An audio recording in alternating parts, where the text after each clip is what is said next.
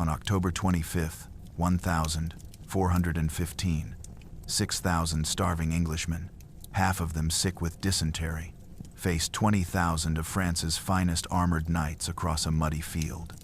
By noon, the flower of French nobility lay drowning in their own armor, and medieval warfare died with them. Think about those numbers for a second. 6,000 exhausted soldiers against 20,000 fresh troops. A 3-to-1 disadvantage. Yet by the end of this video, you'll understand how English archers turned French pride into the greatest military catastrophe of the medieval age. I'm about to reveal 3 things that will change how you see medieval warfare forever. First, the tactical decision Henry V made that turned mud into a killing machine. Second, why French knights, the most elite warriors in Europe, suffocated face down in 18 inches of mud. And third, the war crime Henry ordered at the moment of victory that historians still debate today. But here's what makes this truly unbelievable. How did peasant archers with wooden bows destroy armored knights worth more than entire villages? What made the French charge headlong into certain death not once, but 3 times? Why did English soldiers have to use mallets to crush French nobles through their own armor?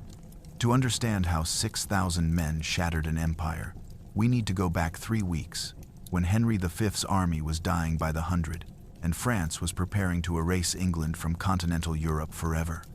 3 weeks before Agincourt, Henry V of England stood in the smoking ruins of Harfleur and realized he'd made a catastrophic mistake. The siege had taken 6 weeks instead of 5 days. Half his army was dead or dying from dysentery, the bloody flux that turned men's insides to liquid. He'd come to France with 12,000 men. Now he had 6,000, most of them barely able to walk. Winter was coming. The French army, 5 times his size, was hunting him.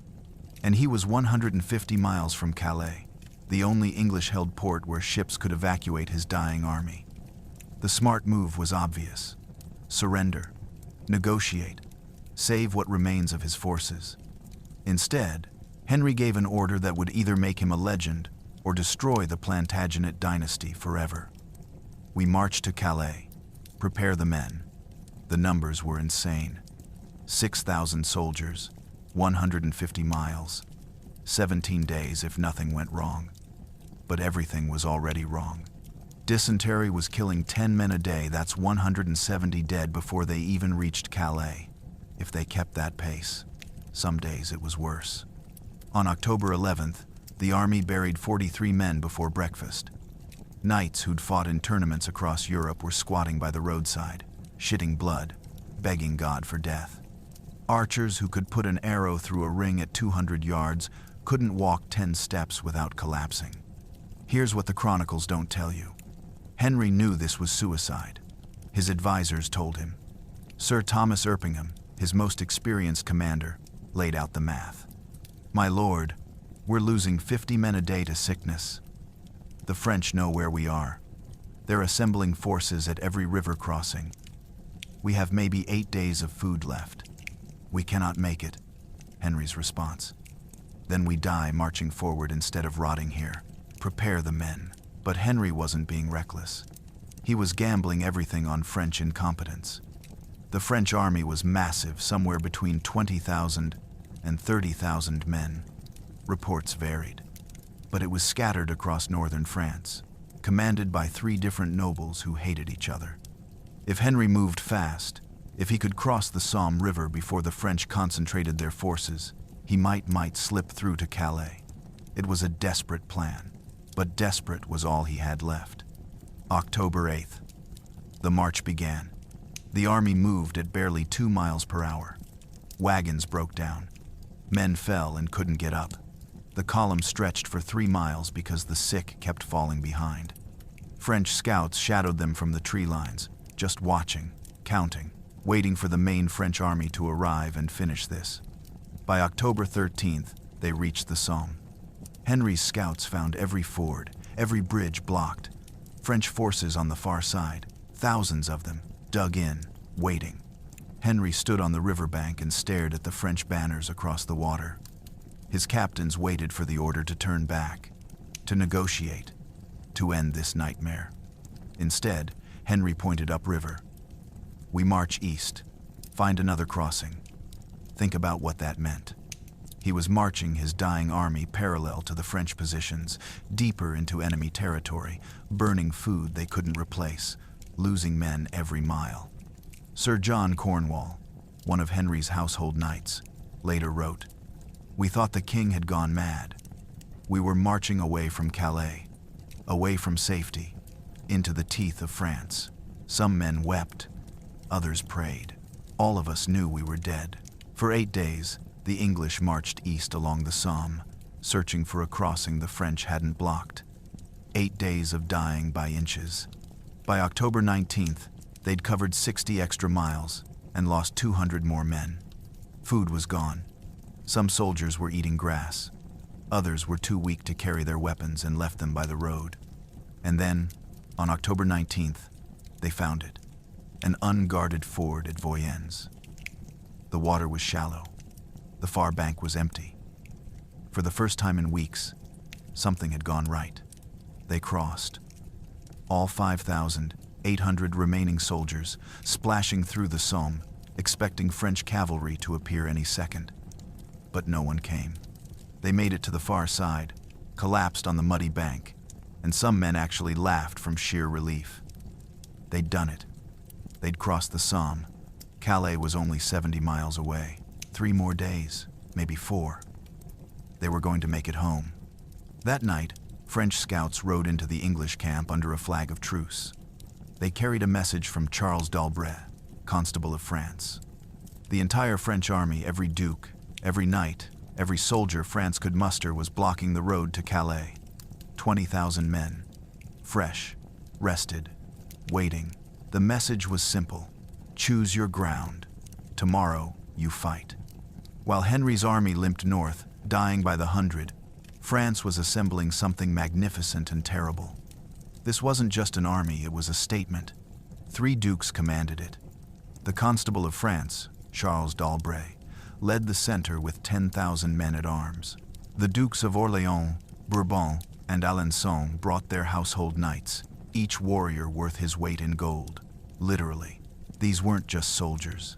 They were the aristocracy of Europe. Some had been knighted at the same ceremonies.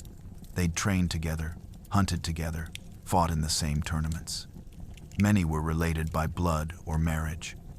And every single one of them wanted to be the man who killed Henry V, because there was a prize beyond glory, beyond honor.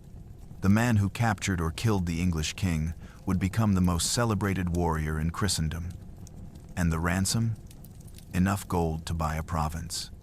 Let that sink in. 20,000 soldiers. Among them, at least 8,000 fully armored knights, men-at-arms who'd spent their entire lives training for war. Each knight represented a minimum investment of £200 sterling. That's the cost of the armor alone. Add the war horse another £80. The weapons, the training, the years of preparation. A single French knight cost more to produce than most English villages generated in a decade, and France had brought 8,000 of them. Here's what makes this army truly terrifying: the names. This wasn't some conscripted peasant force. The Duke of Brabant was their brother to the Duke of Burgundy, one of the wealthiest men in Europe. The Duke of Bar. The Duke of Alençon, 24 years old, considered the finest jouster in France. The Count of Nevers, the Count of Marle, the Count of Vaucourt. 6 archbishops rode with the army, blessing the banners. 53 barons, their household knights in tow. Over 1,500 named nobles whose lineages stretched back to Charlemagne. The French hadn't just assembled an army. They'd assembled a genealogical record of European nobility. Some families had sent every fighting-age male. The Croy family, 7 brothers, all knights, all present. The Harcourt family, a grandfather, 3 sons, 4 grandsons. If you drew a family tree of French aristocracy in 1415, every major branch had a representative at Agincourt. This was the flower of France, the term chroniclers used, and they were about to crush 6,000 exhausted Englishmen into the mud. But here's where it gets genuinely insane. The French were so confident they'd already divided the spoils. On October 24th, the night before battle, heralds circulated lists of which English nobles each French knight had claimed for capture. The Duke of York was claimed by the Count of Fauconbergais, Sir Thomas Erpingham by the Duke of Bourbon. Some English knights had 3 or 4 French nobles competing for the right to capture them. The French were literally arguing over prisoners they hadn't taken yet. The equipment was overwhelming. French armor in 1415 was the pinnacle of medieval metallurgy. Full-plate harness, chest, back, arms, legs, all articulated steel. Helmets with reinforced visors. Some knights wore double mail beneath the plate for extra protection. Their swords were Italian-made, the finest steel in Europe, edges sharp enough to split a hair.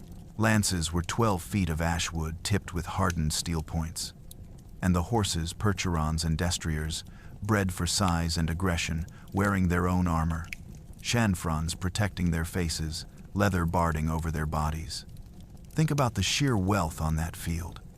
The French army represented approximately £4 million sterling in equipment and training. That's more than England's entire annual royal revenue. More than the cost of building 20 castles. If you liquidated every asset in the French camp, armor, horses, weapons, the gold in their purses, you could fund a crusade.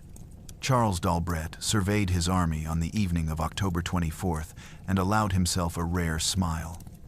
20,000 men, 8,000 armored knights, the finest cavalry in the world.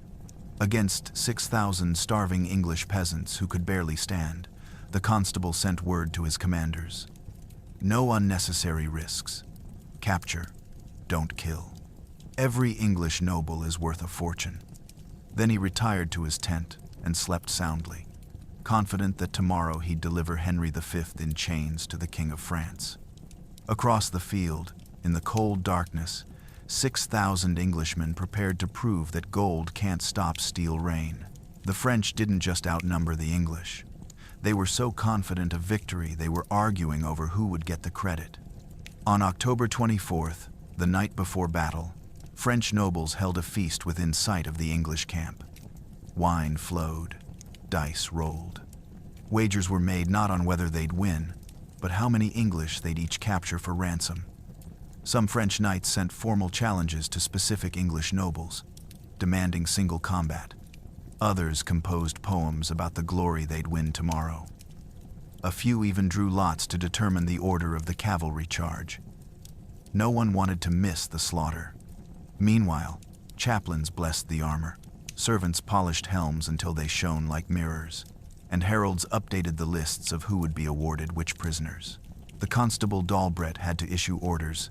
Do not kill Henry V, he's worth too much alive. But here's what none of them knew.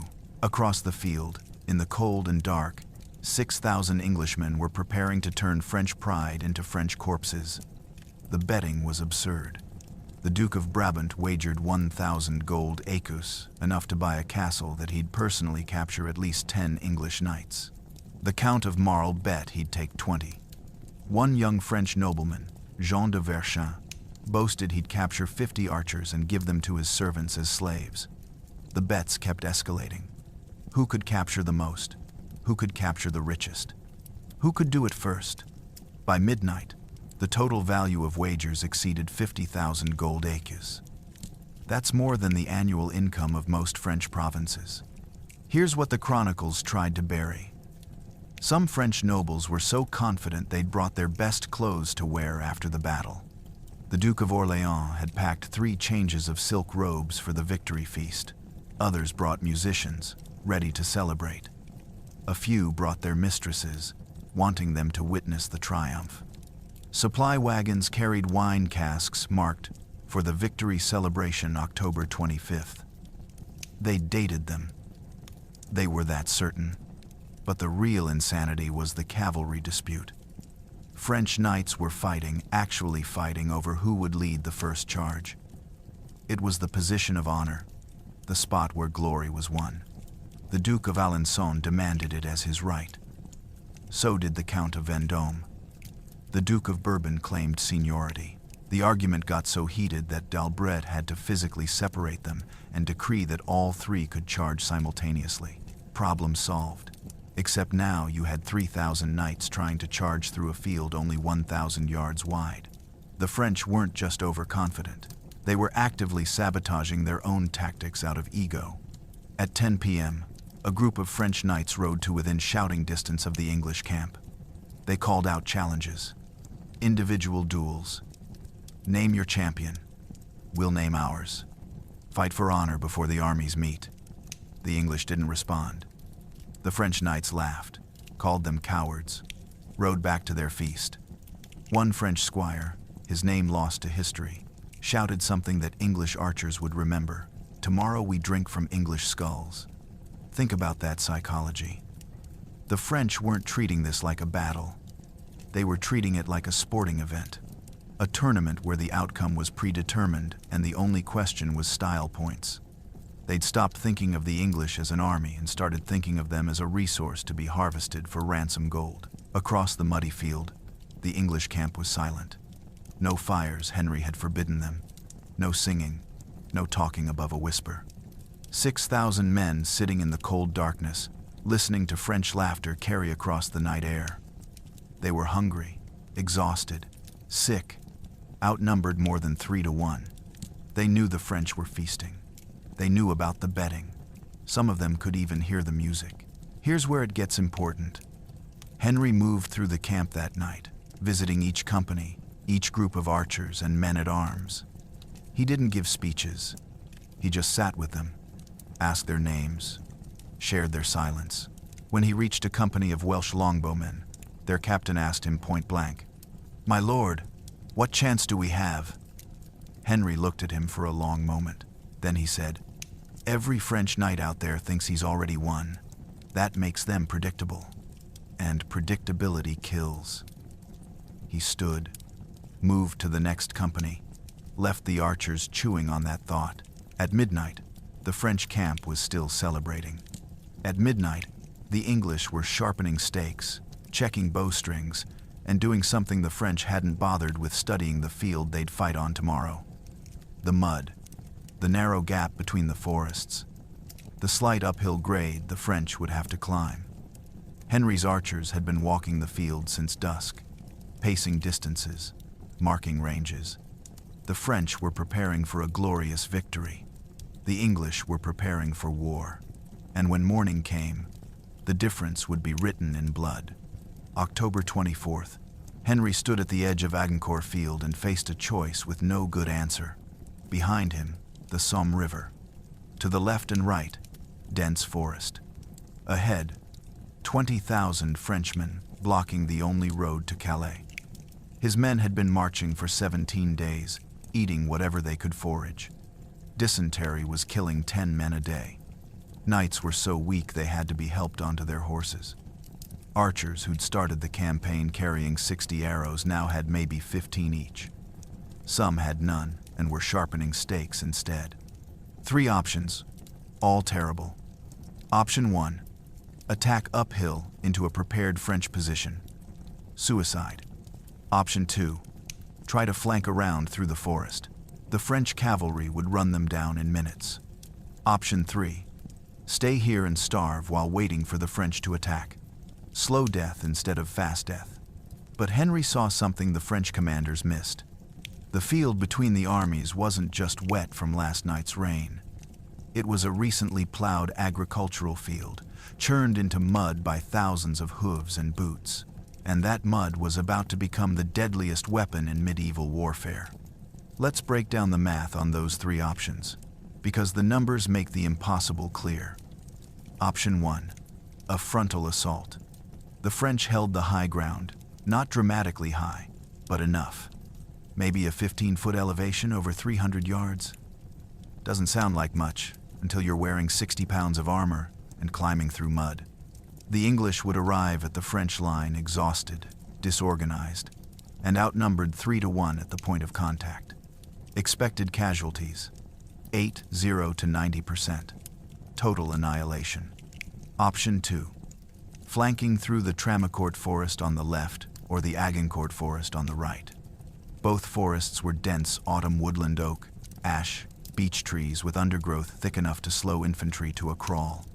The French had cavalry patrols on both flanks, specifically watching for this. If the English entered those forests in column formation, French knights would hit them from the sides, where the trees prevented formation fighting. The English would be slaughtered piecemeal, unable to use their longbows, unable to form defensive lines. Expected casualties: 100%. None would reach Calais. Option 3. Stay put and wait. The English had food for maybe 2 more days. The French could wait them out indefinitely. They had supply lines, reinforcements arriving daily, local support. In 48 hours, English soldiers would be too weak to draw their bows. In 72 hours, they'd be surrendering en masse. The French would take everyone prisoner, ransom the nobles, enslave or execute the rest. Expected outcome: complete strategic defeat without even fighting. Here's what made Henry different from every other commander in that situation. He didn't accept those 3 options. He studied the field for an hour, walking the perimeter, testing the ground with his boot, watching how the morning light hit the mud. And he saw something extraordinary. The field was a natural funnel. The forests on both sides created a bottleneck only 1,000 yards wide at its narrowest point. The French couldn't use their numerical advantage. They'd have to attack in a compressed front. But here's the critical detail.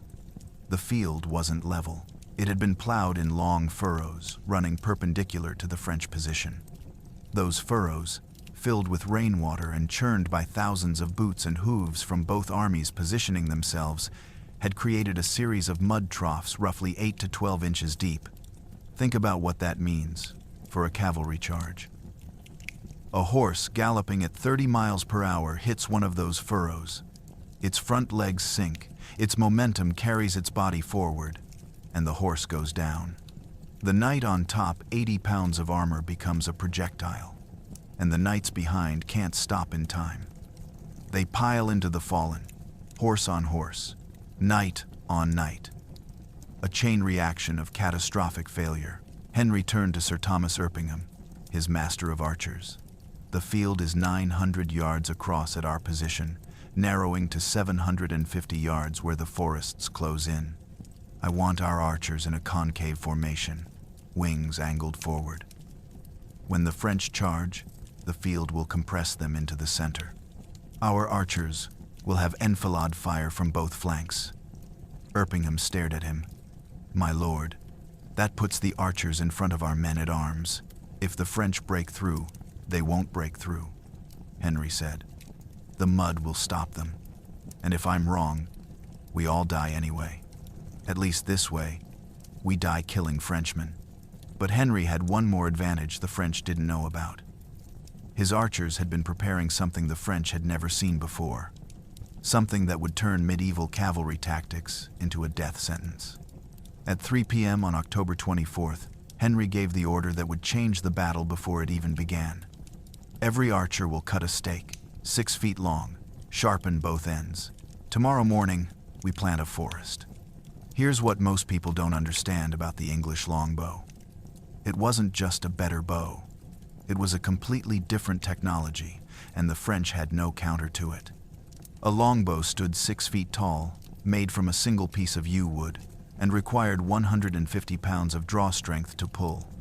That's not a typo. 150 pounds. Modern compound bows max out at 70. To use a longbow, you trained from childhood. English law required every man to practice archery on Sundays. Villages had dedicated archery ranges. Boys started at age 7 with lighter bows and worked up.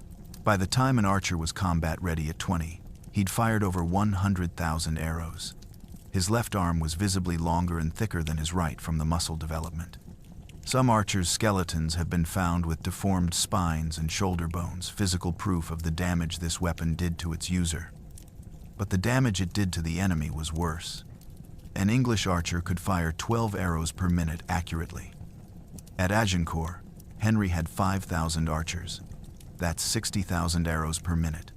1,000 arrows per second falling on the French lines. The French had crossbows, which were more powerful but fired 2 bolts per minute. The math wasn't close. Let's talk about penetration power, because this is where physics becomes lethal. An English war arrow called a bodkin had a narrow steel point designed specifically to punch through armor. When fired from a 150-pound longbow at 200 yards, that arrow was traveling at roughly 180 feet per second with 130 joules of kinetic energy at impact. That's enough force to penetrate chainmail like it's cloth. At 100 yards, a bodkin could punch through plate armor if it hit at the right angle. At 50 yards, it went through plate armor reliably. The French knew this. They'd seen it at Crecy in 1346. But they'd learned the wrong lesson. Here's what the French thought they'd figured out. Wear more armor. By 1415, French knights were wearing double-layered protection. Mail underneath, plate on top. Some wore reinforced breastplates, 2 plates riveted together with an air gap between them. They thought this made them invulnerable. They were wrong. More armor just made them slower, heavier, more exhausted. And here's the critical detail the French missed. You can't armor everything. Joints need to flex. Armpits, elbows, backs of knees. The visor slit on helmets, these were weak points. And English archers had been training since childhood to hit weak points on moving targets at 200 yards. But here's where it gets genuinely insane. The English didn't just have better individual archers. They had industrialized archery. In 1415, England was producing arrows at a scale that shouldn't have been possible for a medieval economy. Royal records show the Tower of London alone stockpiled 850,000 arrows between 1,413 and 1,415. Each archer at Agincourt carried 60 to 72 arrows in his quiver. That's 360,000 arrows just in personal loadouts. Supply wagons carried another 500,000 inches reserve. Think about the logistics of that. The foresters, the woodcutters, the fletchers gluing goose feathers onto shafts, the blacksmiths forging hundreds of thousands of steel points. England had turned arrow production into mass manufacturing a century before the term existed. The French had nothing comparable. Their crossbowmen were professionals, Genoese mercenaries, mostly, but there were only about 3,000 of them. And while a crossbow bolt hit harder than a longbow arrow, it didn't matter, because by the time a crossbowman reloaded his second bolt, an English archer had fired 24 arrows. The French were bringing swords to a machine gun fight. On the night of October 24th, French commanders briefed their cavalry on the battle plan. The crossbowmen would soften up the English line, then the knights would charge and break them. No one mentioned the longbows. They dismissed them as a peasant weapon, beneath concern. That dismissal was about to cost France 10,000 lives. Dawn, October 25th, 1415. Henry V walked through his army in the pre-dawn darkness, and what he saw should have broken him. Men shivering in soaked clothes. Knights too weak to stand without help. Archers checking arrows they'd already checked 10 times because there was nothing else to do. Some were praying. Others were writing final letters they'd never be able to send. A few were quietly crying. These weren't professional soldiers. The knights, yes, but most of the army? Farmers, tradesmen, boys who'd never left their villages before this campaign. And now they were about to fight the greatest army in Europe.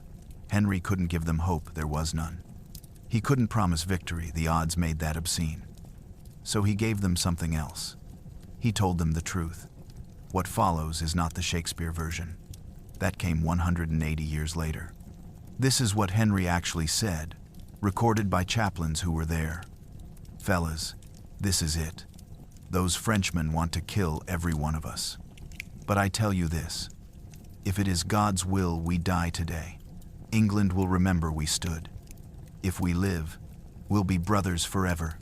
Every man here, from Duke to Archer. Years from now, men will ask where you were on St. Crispin's Day, and you'll roll up your sleeve, show your scars, and say, "I was at Agincourt. I stood with Henry." Then he mounted his horse and took his position in the line. Not behind it, in it. Here's what the chronicles don't tell you about that morning. 47 men had died overnight. Dysentery, fever, exhaustion. They were buried in a mass grave before dawn so the army wouldn't see them. Another 200 were too sick to fight and were left in a makeshift camp behind the lines. That meant Henry was down to 5,800 effective soldiers. The French had grown to 25,000. Overnight reinforcements had arrived during the night. The odds had gotten worse. But Henry did something no other king would have done. He ate breakfast with the archers. Not symbolically, actually sat in the mud with a company of Welsh bowmen and shared their rations. Stale bread. Rainwater. One archer, a man named Davy Gam, asked the question everyone was thinking. "How do we beat them, my lord?" Henry took a bite of bread, chewed slowly, then answered, "We don't beat them. We make them beat themselves. They're going to charge because they think we're weak. And when they charge through that mud and 80 pounds of armor, they'll understand what weak really means." Think about the psychology of that moment. Henry was 28 years old. He'd been king for only 2 years. Half his nobles thought he was too young, too reckless. The other half thought he was insane for marching into this trap. But in that moment, sitting in the mud with Welsh archers, sharing moldy bread, he became something more than a king. He became one of them. At 6 a.m., the army began forming up. Henry's battle plan was simple and radical. 3 divisions of men-at-arms, left, center, right, each only 4 ranks deep. Between and around them, archers, thousands of archers. This violated every principle of medieval tactics. You put armored knights in front, infantry behind. Henry did the opposite. He put the archers where they could see, shoot, kill. The men-at-arms were there to protect the archers, not the other way around. Sir Thomas Erpingham, 56 years old, veteran of a dozen campaigns, took command of the archers. He walked the line, checking positions, adjusting angles. At one point, he stopped in front of a young archer, maybe 16 years old, who was shaking so badly he could barely hold his bow. Erpingham put a hand on his shoulder. "Boy, you know what that French knight is worth? More gold than your village will see in 10 years. And you know what you're worth? 1 arrow. Make it count." The boy nodded, gripped his bow tighter, stopped shaking. At 7 a.m., both armies were in position. 6,000 English facing 25,000 French across 300 yards of muddy field. And then came the waiting, the unbearable, torturous waiting that breaks men before the first arrow is even fired. 7 a.m. Both armies were in position, and then nothing happened. The French didn't charge. Henry didn't attack. Both sides just stood there, staring at each other across 300 yards of muddy field. This is the part of battle no one talks about, the waiting.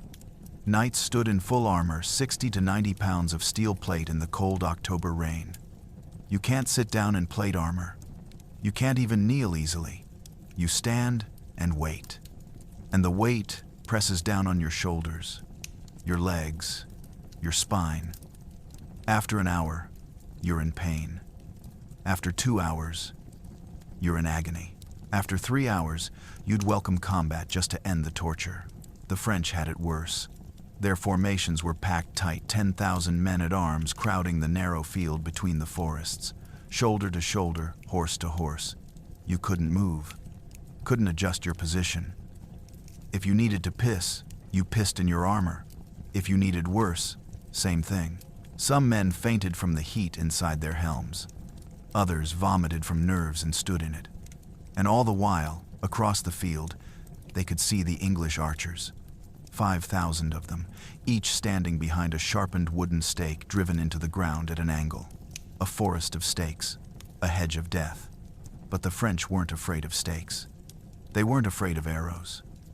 They were mounted knights. The pinnacle of military evolution. And those English peasants were about to learn what that meant. At 11 a.m., After 4 hours of waiting, Henry gave the order that started the killing: advance. Here's what made those 4 hours genuinely unbearable. The French cavalry, 3,000 mounted knights, were positioned at the front. Standing still for 4 hours in mud, that horse sinks. By 9 a.m., some horses were fetlock deep in the churned ground. Riders had to constantly shift weight, pull reins, keep their mounts from panicking. The horses knew something was wrong. They could smell it. Animals sense death before humans do.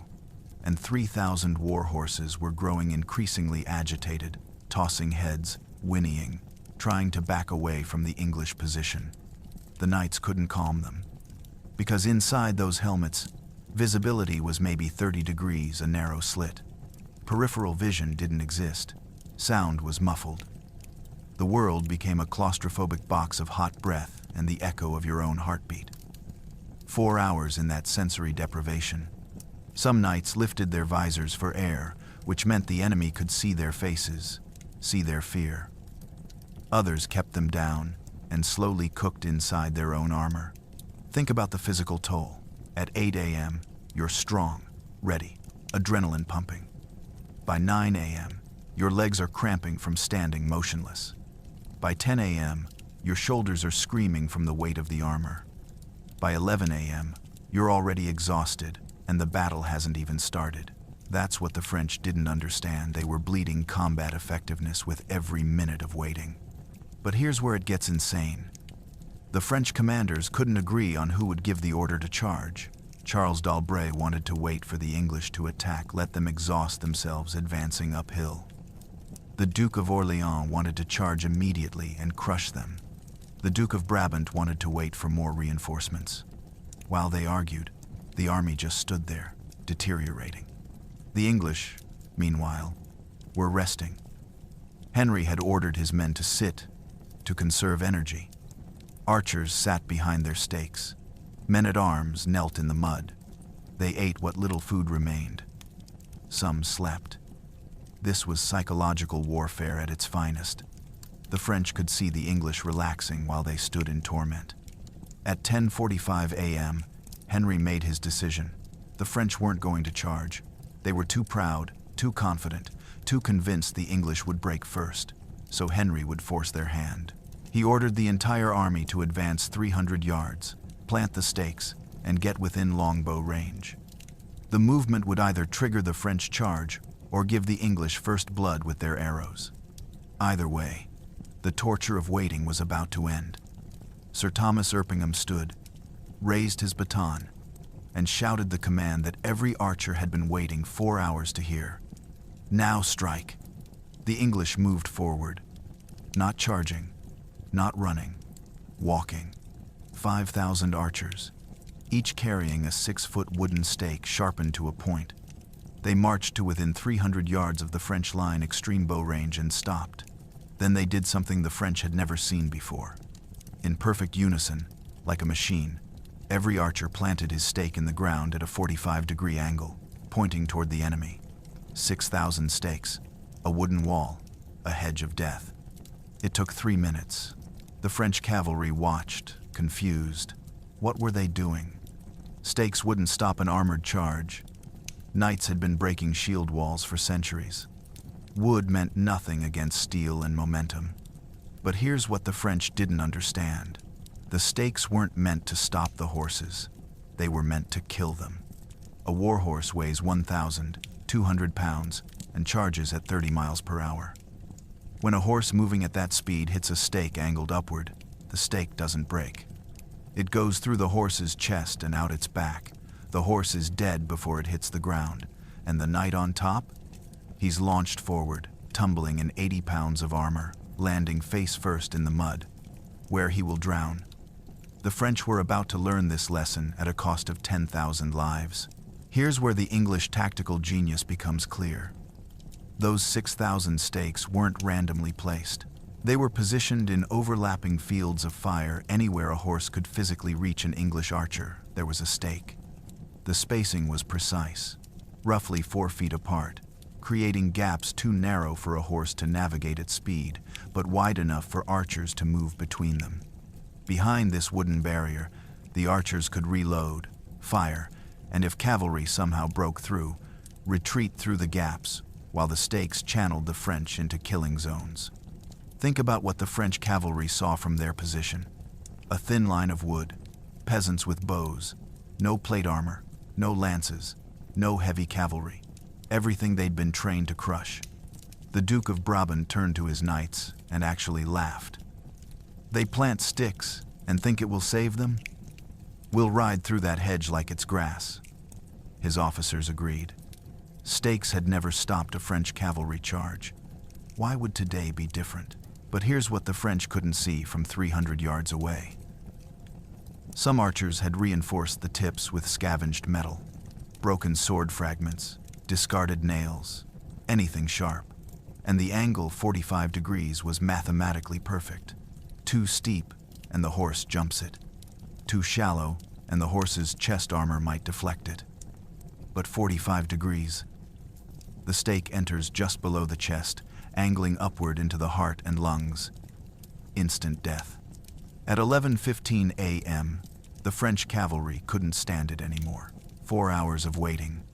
4 hours of watching English peasants plant sticks in the ground. 4 hours of insults to their honor. The Duke of Alençon spurred his horse forward without waiting for orders. 300 knights followed him instantly, then 300 more. Within seconds, the entire French cavalry, 3,000 mounted knights, was charging across the muddy field toward those stakes, toward those archers, toward their deaths. The ground shook. The thunder of hooves echoed off the forest walls. And Henry V, watching from the English center, whispered 2 words. Here come. 11:15 a.m. The French finally charged. First wave. 3,000 mounted knights, the finest heavy cavalry in the world. They came at a trot, building speed, lances leveled. The ground shook. The thunder of hooves echoed off the forest walls. 300 yards. 250. 200.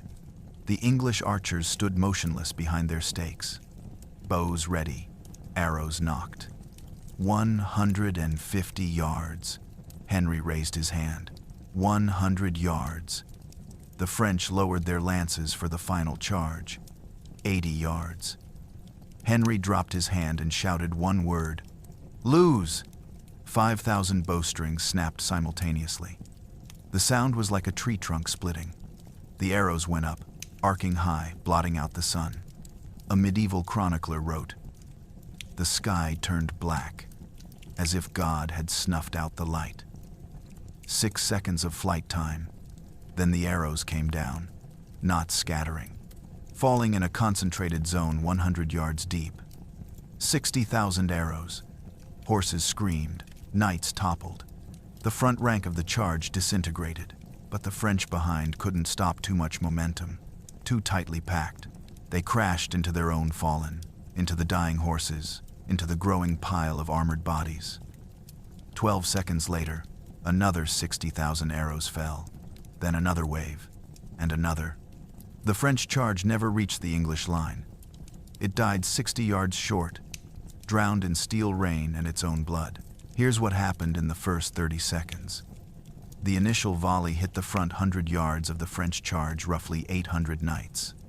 At that range, bodkin arrows were falling at terminal velocity, nearly 200 feet per second, with enough force to penetrate plate armor. Horses took multiple hits, 3, 4, 5 arrows each. An arrow through the neck, another through the chest, a third through the eye. The horses didn't just fall, they crashed, tumbling forward, throwing riders, crushing the knights behind them. Think about the math. 60,000 arrows in the first volley. Even with a 50% hit rate conservative for massed archery at that range, that's 30,000 arrows hitting flesh. The front rank of the French charge was 400 horses wide. Each horse in the front rank took an average of 75 arrows. 75. No living thing survives that. But here's where it gets genuinely insane.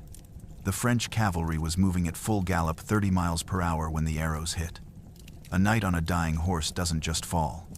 He's catapulted forward at 30 miles per hour, wearing 80 pounds of armor. The impact when he hits the ground generates roughly 2,000 pounds of force on his body.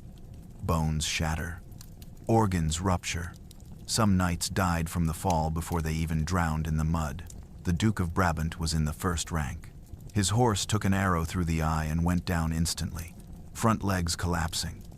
The Duke was thrown forward, landed face first, and the knight behind him, his own cousin, couldn't stop in time.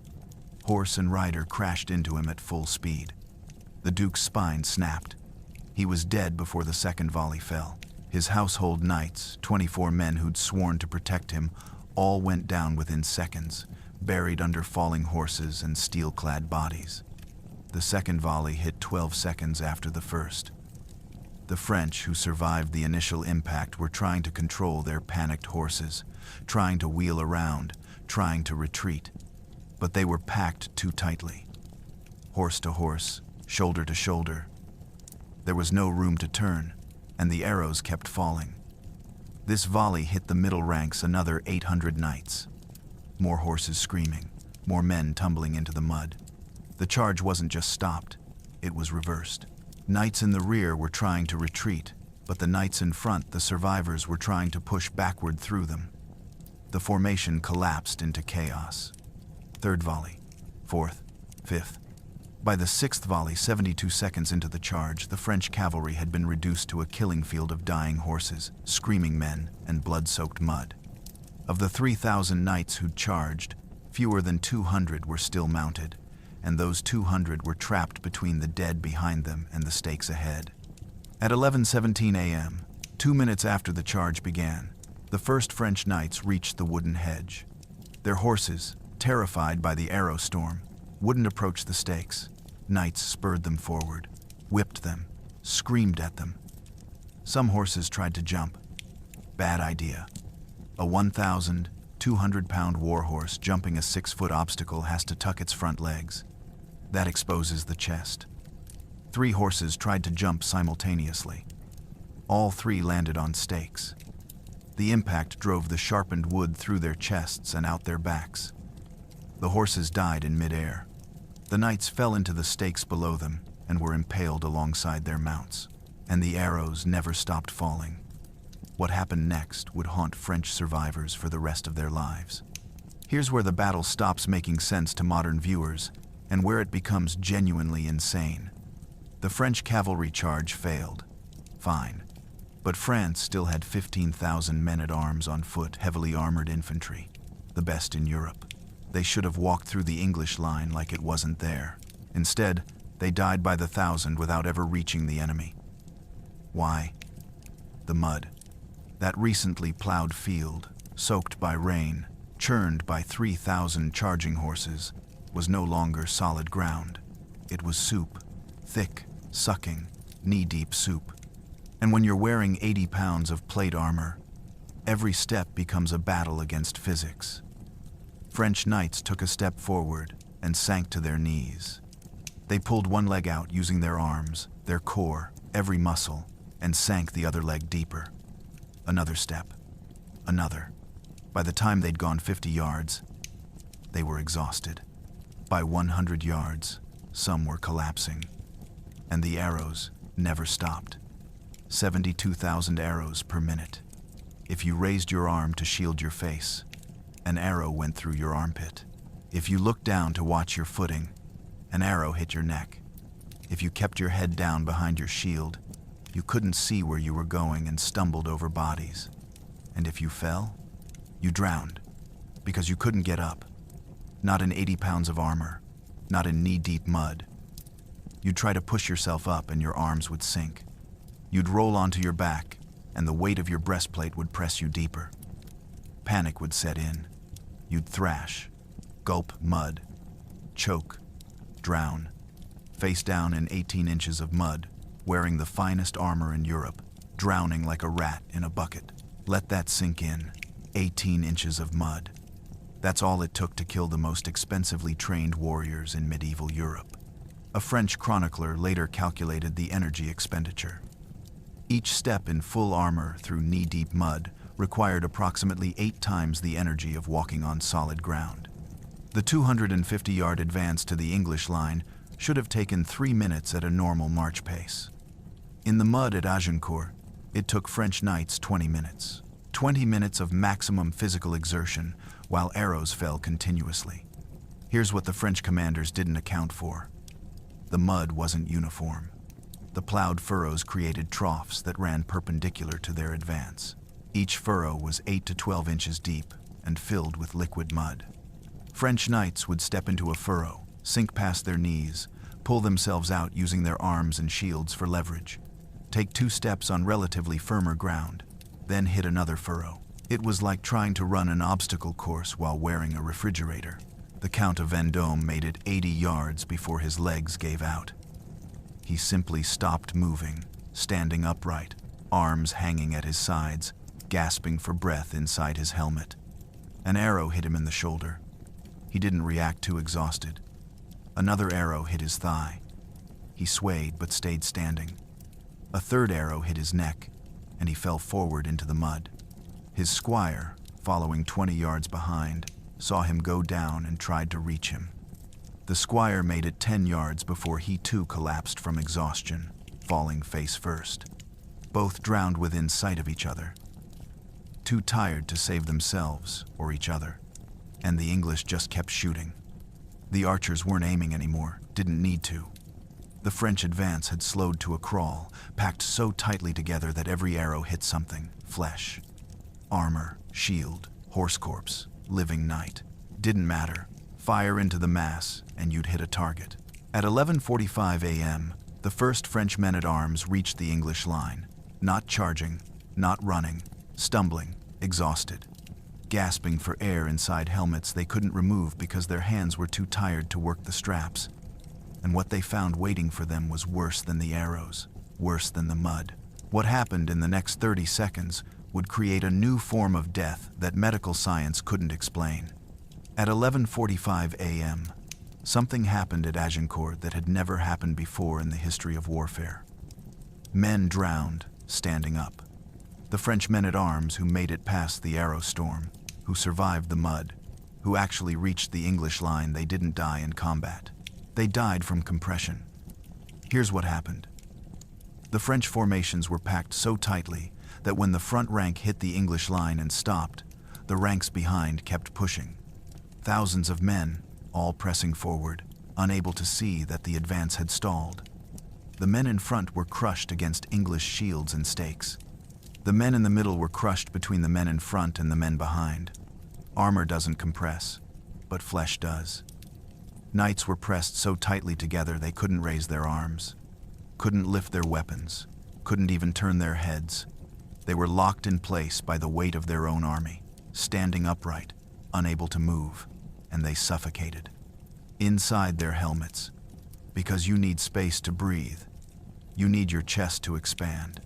When 200 pounds of pressure is squeezing you from all sides, your lungs can't inflate.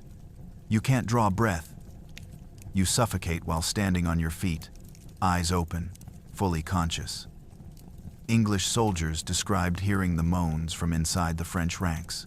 Not screams, moans. The sound of men dying slowly, unable even to fall down. One chronicler wrote, "They stood dead, held up by the press of their companions. The French didn't just lose the battle. They lost in ways that should be physically impossible." Think about the physics of what happened. The English line was 900 yards wide. The French formation, compressed by the forests on both sides and the narrowing field, was trying to attack on a front only 750 yards wide. 15,000 men-at-arms crammed into that space. That's 20 men per yard of frontage. 20 fully armored knights in a space roughly the width of a medieval doorway, all pushing forward, all trying to reach the enemy. The front rank, maybe 400 men, actually engaged the English. They swung swords, thrust with daggers, tried to fight. Behind them, 14,600 men were pushing forward, unable to see that there was nowhere to go. Each man in the second rank was being pushed by the man behind him. Each man in the third rank was being pushed by 2 men. By the 10th rank back, each man had the accumulated pressure of hundreds of bodies pressing him forward. Here's what the medical evidence tells us. The human ribcage needs to expand 3 to 4 inches to draw a full breath. Under compression, when that expansion is prevented, you can still breathe barely, but you can't get enough oxygen. It's called compression asphyxiation. You don't die instantly. You die over minutes, slowly suffocating, fully aware of what's happening. Your vision tunnels, your fingers go numb, your thoughts become confused, and then you lose consciousness and die, still standing upright because there's literally no room to fall. An English man-at-arms named Nicholas Hook later testified about what he saw. The French in the front were fighting us, striking with swords, cursing. The French in the middle ranks weren't moving, just standing there, pressed together. We could hear them inside their helmets, making sounds like drowning men. Then one would go silent, then another. They'd stay standing, but they were dead. We knew they were dead because their eyes through the visor slits went empty. The Duke of Alençon made it to the English line and actually fought Henry V hand to hand, but the pressure from behind was so intense he couldn't swing his sword properly. His arm was pinned against his body by the knights pressed against him. He tried to step back to create space, couldn't move. The mass of French bodies behind him was an unmovable wall. He died standing up, crushed against English shields, suffocated by his own army. By noon, the English front rank wasn't fighting anymore. They were just standing there, holding their shields, watching French knights die on their feet. One English knight estimated 2,000 French died this way, not from arrows, not from sword wounds, but from being crushed to death by their own comrades. And the worst part? The French in the rear ranks had no idea what was happening. They kept pushing forward, adding more pressure, killing more of their own men, because retreat in that packed mass was impossible. What happened next would force Henry to make a decision that would haunt him forever. Noon. The field was carpeted with French dead. The mud was red. The arrow storm had stopped, not because the English chose to stop, but because they'd run out of arrows. Every archer had fired every arrow he'd brought. Some were pulling arrows out of corpses to reuse. And yet, impossibly, the French charged again. Second wave, 8,000 men at arms on foot, commanded by the Duke of Alençon. These weren't desperate, they were enraged. They'd watched the first wave die. They'd seen their friends, their cousins, their brothers drown in mud and arrows. Now they wanted blood. They came in tighter formation, shields locked, moving methodically through the mud, slower but steadier. And this time, they reached the English line. The killing became intimate. Knights grabbed archers by the throat. Swords punched through leather jerkins. Daggers found the gaps in armor. An archer named John swung his bow like a club and caved in a French knight's helmet. The knight fell. John jumped on him, pulled out a dagger, and stabbed down through the visor slit 7 times. 7. That's how close the fighting got. But the English had one advantage the French couldn't match. They weren't tired. They'd stood still for 4 hours, while the French exhausted themselves walking through mud. When a French knight swung his sword, he was swinging with arms that had already lifted themselves and their armor through 200 yards of knee-deep mud. When an English man-at-arms swung, he was fresh. Physics doesn't care about honor. It doesn't care about lineage or training. Fresh beats exhausted, every single time. The Duke of Alençon crashed into Henry's center with 500 knights. For 10 minutes, it was genuinely uncertain who would win. French swords rang off English shields. Men grappled in the mud, stabbing with daggers, punching with armored fists. The Count of Marle killed 3 English archers before a mallet blow to the head dropped him. His brother avenged him, killing 2 men-at-arms before an arrow pulled from a corpse and refired took him through the throat. Here's where the exhaustion became decisive. A French knight named Philippe de Courcelles reached the English line after a 20-minute march through the mud. He swung his sword at an English man-at-arms. The swing was slow, telegraphed. The Englishman blocked it easily and countered with a strike to Philippe's helmet. Philippe tried to block, too slow. The sword hit his visor, denting it inward. Philippe staggered, tried to raise his sword again. His arms wouldn't respond. He'd used every ounce of strength, just reaching the battle. He had nothing left. The Englishman stabbed him through the armpit. Philippe fell and drowned in 6 inches of mud, too tired to lift his head. At 12:15 p.m., Henry's center began to buckle. French pressure was too intense. If the line broke, the English would be surrounded and slaughtered. Henry needed a miracle. What he got instead was the most controversial decision of his reign. Here's where Henry V stopped being a commander and became a myth. At 12:30 p.m., the Duke of Alençon broke through the English center with 20 knights. They were heading straight for Henry's position. The smart play was obvious. Fall back. Let your guards handle it. Preserve the king. Henry did the opposite. He stepped forward, drew his sword, and met the Duke head-on. These weren't glancing blows. Alençon swung with both hands, a full-force strike aimed at Henry's head.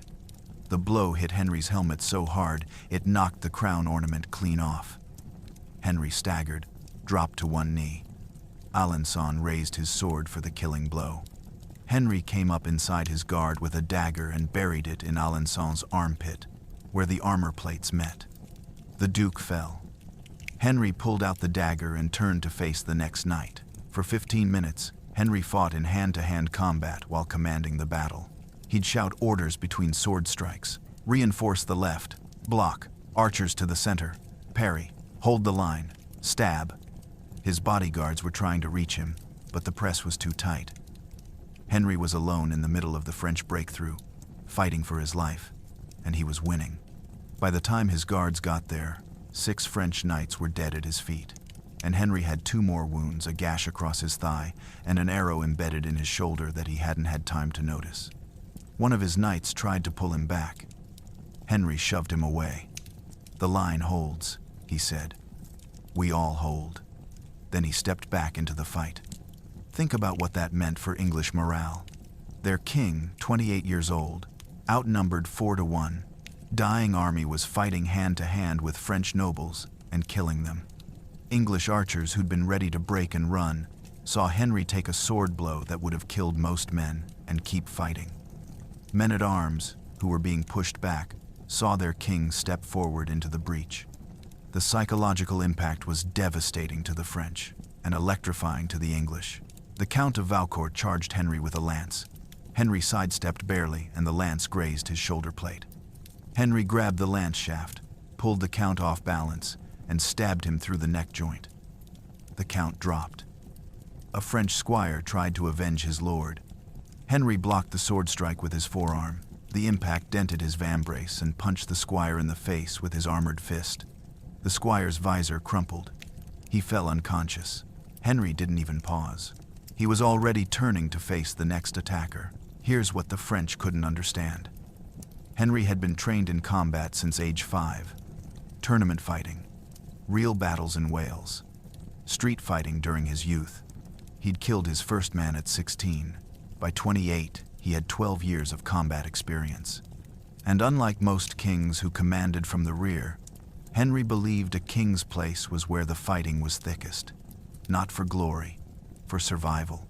If the line broke, everyone died, including him, so the line couldn't break. At 12:45 p.m., the French breakthrough collapsed. Not because they were beaten in combat, but because they saw their duke lying dead at Henry's feet and lost the will to keep pushing. The survivors fell back, stumbling through the mud, retreating into the mass of French troops still waiting to attack. And Henry, bleeding from 3 wounds, covered in mud and French blood, turned to his commanders and said 5 words that would be repeated for 600 years. "They want more? We'll oblige." The 3rd French wave was forming, and this time, they weren't coming for victory. They were coming for vengeance. 1 p.m. The French made their 3rd and final charge. This time it wasn't organized. It wasn't tactical. It was desperation. Maybe 4,000 men, the survivors of the first 2 waves, the nobles who couldn't bear the shame of retreat, the knights who'd rather die than go home defeated. They came forward through a field piled with their own dead. They climbed over bodies, slipped on blood, stepped on the faces of friends. Some were crying inside their helmets, others were screaming. Most were silent, and the English, who'd been fighting for 2 hours straight, who'd run out of arrows and were fighting with swords and mallets and bare hands, found strength they didn't know they had, because they realized something. They were winning. These French knights, these nobles who'd mocked them, who'd written poems about capturing them, who'd feasted while the English starved they were broken.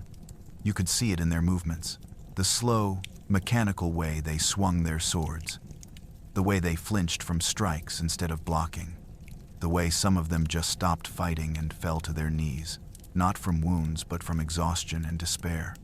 The French line fragmented. Units broke apart. Some men tried to retreat but couldn't move through the mud fast enough. Others dropped their weapons and raised their hands in surrender. A few kept fighting, isolated, surrounded, hacking desperately at English soldiers who simply stepped back and let the French exhaust themselves. At 1:30 p.m., Charles d'Albret, Constable of France, the supreme commander, took an arrow through his visor. He fell face first into the mud and drowned. When the supreme commander dies, the battle is over. The French retreat became a rout. Those who could run, ran. Those who couldn't stayed and died. And those who surrendered were about to witness something that would stain Henry's legacy forever. The Duke of Brabant died trying to rally his men. An English mallet crushed his helmet. The Count of Nevers surrendered, was disarmed, then was killed anyway when a panicked French charge trampled him. The Archbishop of Sens took off his helmet to breathe, and an arrow hit him between the eyes. Within 15 minutes, 18 French nobles of ducal or comital rank were dead. 18. Think about that. The equivalent of killing 18 governors or senators in a single afternoon. At 1:45 p.m., the killing stopped. Not because the English chose mercy, but because there was no one left to kill. The French army was destroyed. Thousands dead. Thousands more fleeing into the forests. And scattered across the field, roughly 2,000 French nobles on their knees, hands raised, surrendering, worth fortunes. Enough ransom gold to make every English soldier wealthy for life. Henry's men were already claiming prisoners, marking armor with chalk, arguing over who captured whom first. An English archer who'd started the day starving now owned a French count worth 10,000 gold pieces. Then Henry received the message that changed everything. French reinforcements, maybe 5,000 men, were visible on the ridge behind the English position. If they attacked now, while the English were scattered and exhausted, guarding prisoners instead of forming battle lines, the English would lose. Everything they'd won in 3 hours of slaughter would be reversed in minutes. Henry had seconds to make a decision, and the decision he made would be debated for 600 years. 2 p.m. The fighting was over. The field was covered with dead and dying Frenchmen. But it wasn't covered with prisoners. Because by the laws of medieval warfare, noble prisoners weren't killed, they were ransomed. That was the rule. That was how it worked. A captured French knight was worth more alive than dead. Some were worth entire estates. The English soldiers knew this. They'd spent the last hour capturing as many French nobles as possible. Each prisoner was a fortune. Some archers had captured knights worth more than the archer would earn in his entire life. And then, Henry gave an order that every man on the field heard and couldn't believe. Kill the prisoners. Silence. No one moved. Kill them? Kill defenseless nobles worth their weight in gold? It made no sense. Henry's voice cut across the field again. I said kill the prisoners. Now. The reason was tactical. French reinforcements were visible in the distance, maybe 5,000 men. If they attacked while the English were scattered, exhausted, guarding thousands of prisoners, the English would lose. Henry needed every man ready to fight, and he couldn't guard the prisoners and fight at the same time. So he eliminated the problem. English soldiers, some of them weeping, began executing French nobles. Knights who'd surrendered, who'd thrown down their weapons, who'd removed their helmets and were kneeling in the mud killed with swords, mallets, daggers. Some begged, some prayed, some just closed their eyes. Chroniclers record that it took 20 minutes. 20 minutes to murder hundreds of defenseless men. The French reinforcements saw it happening and turned back. They didn't attack. The battle was over. Henry had won the most impossible victory in medieval history, and he'd won it by committing an atrocity that historians debate to this day. Here's what made the order so shocking. This wasn't medieval brutality, this was a violation of the fundamental rules of warfare. The ransom system was sacred. It's what made medieval warfare survivable for nobles. You could fight, lose, surrender, and live. Your family would pay ransom and you'd go home. That system had existed for 300 years. Henry shattered it in 20 minutes. Some English soldiers refused the order outright. They'd risked their lives capturing these prisoners. The ransom money would change their families' lives forever. One archer had captured the Count of Vendôme worth 15,000 gold écus, enough to buy a manor, land, a title. Henry's order meant killing a fortune with his own hands. The archer reportedly shouted, "My lord, this man is worth more than my entire village." Henry's response, "Your village means nothing if we're all dead in the next hour. Kill him, or I'll hang you for disobedience." The executions began. The Count of Vendôme was stabbed through the throat. The Duke of Bar was beaten to death with a mallet. His armor was too valuable to damage with sword strikes. The Bishop of Beauvais, a non-combatant who'd been captured trying to flee, was killed with an axe. Approximately 300 French nobles died in those 20 minutes. 300. Let that sink in. More French nobility died in the executions than in the entire battle. But here's where it gets genuinely horrifying. Some prisoners fought back. They'd surrendered, but being executed broke the unspoken contract. A French knight named Antoine pulled a hidden dagger and killed 2 English soldiers before being subdued and killed himself. Others tried to run, stumbling through the mud in their armor, unarmed, being cut down from behind. One group of 20 prisoners rushed their guards simultaneously. All 20 were killed. The field became a slaughterhouse. At 2:20 p.m., the executions stopped. Not because Henry ordered it, but because the French reinforcements on the ridge turned and rode away. They'd seen what was happening. They weren't going to attack. The threat was over. Henry immediately ordered the executions to cease. Roughly 700 high-value prisoners survived dukes, counts, men too important to kill, even in extremis. The rest, maybe 1,500 lower-ranking nobles and knights, were released without ransom. They stumbled off the field, shocked, traumatized, having watched their compatriots murdered in cold blood.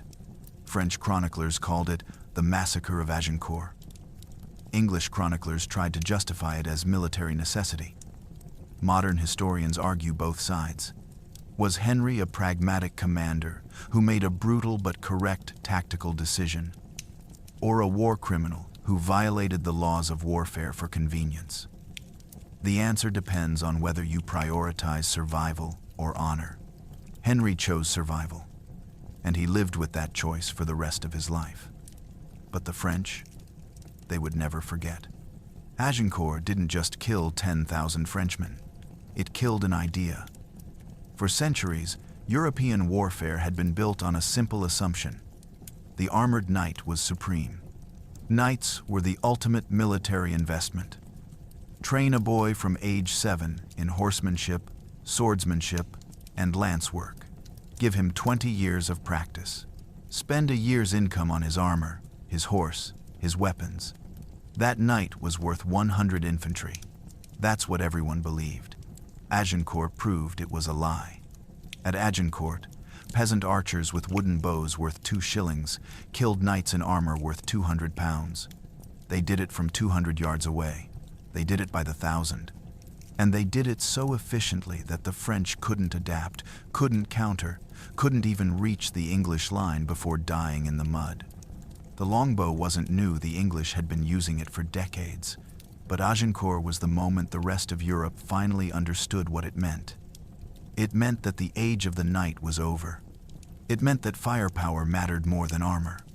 It meant that disciplined infantry could defeat cavalry. It meant that technology and tactics beat individual skill. Within 50 years, every European army had adopted English tactics. Within 100 years, plate armor was obsolete. Within 200 years, firearms replaced bows entirely. But it all started at Agincourt, in a muddy field in northern France, where 6,000 starving Englishmen taught the world that the future of warfare belonged not to nobles, but to the men who could kill them from a distance. The numbers tell the story of a revolution. In 1415, a French knight cost approximately £200 to equip and represented 15 to 20 years of training. An English archer cost 10 shillings to equip and could be combat ready in 5 years. At Agincourt, those archers killed knights at a ratio of approximately 25 to 1. Think about the economics. France had invested millions of pounds in creating the finest heavy cavalry in Europe. England defeated them with peasants carrying wooden sticks. The return on investment wasn't even close. Within a decade, every major European power had begun recruiting longbowmen or crossbowmen in massive numbers. By 1450, the Burgundian army, France's own ally, had adopted English-style tactics: massed archery, defensive stakes, dismounted men-at-arms. By 1500, the Swiss had perfected pike formations that made cavalry charges suicide. By 1525, arquebusiers at the Battle of Pavia proved that handheld firearms could do what longbows did: kill armored knights from distance, but with less training required. The military revolution that began at Agincourt culminated in the complete obsolescence of the mounted knight within 150 years. But here's what the military histories miss. Agincourt didn't just change tactics. It changed society. For 400 years, European nobility had justified their wealth and power with one argument: we protect you. We're warriors. We train our entire lives to defend the kingdom. That's why we own the land, collect the taxes, make the laws. Agincourt shattered that justification. Because if a peasant with a bow could kill a knight at 200 yards, what were knights for? The social contract of feudalism: nobles fight, peasants work, died in the mud alongside the French aristocracy. The political consequences were immediate and catastrophic. France descended into civil war. With so many nobles dead, succession disputes erupted across the kingdom. The Burgundians and Armagnacs, rival French factions, spent the next 15 years killing each other instead of fighting England. Henry V conquered half of France, not through more battles, but through diplomacy and sieges, while France tore itself apart. By 1420, he'd forced France to recognize him as heir to the French throne. A decade earlier, that would have been unthinkable. Agincourt made it inevitable. But Henry never lived to become King of France. He died of dysentery in 1422, aged 35, probably contracted during that same campaign that included Agincourt. The disease that nearly destroyed his army in 1415 killed him 7 years later. Ironic, he survived arrows, swords, axes, and hand-to-hand combat with French dukes. Dysentery got him anyway. The legacy? 6,000 starving men defeated 25,000 of Europe's finest warriors through superior tactics, technology, and the willingness to fight dirty. They proved that in warfare, pride kills and pragmatism wins. That firepower beats armor. That terrain matters more than courage. That exhausted nobles in plate mail drown in mud just like everyone else. Agincourt was the death of chivalry and the birth of modern warfare. And it happened because one 8-year-old king refused to surrender when every rational calculation said he should. History remembers the impossible, and Agincourt was impossible made real. October 26th, dawn. The English moved through the field, stripping the French dead of armor and valuables. What they found shocked even the veterans who'd fought in a dozen battles. The French had lost approximately 10,000 men. The English had lost fewer than 400. Think about that ratio. 25 French dead for every English death. It gets worse. Of those 10,000 French dead, over 5,000 were nobles. Dukes, counts, barons, knights, the aristocracy of France, wiped out in an afternoon. The Duke of Alençon, dead. The Duke of Brabant, dead. The Duke of Bar, dead. The Constable of France, dead. 3 archbishops, dead. Over 1,500 knights whose names were recorded in heralds' rolls, dead. Entire family lines extinguished. Some French families lost every male member in a single day. Villages lost their lords. Provinces lost their rulers. And the English? They lost some archers, a handful of men-at-arms, and one notable, the Duke of York, who suffocated inside his helmet after falling in the mud. The English didn't win Agincourt.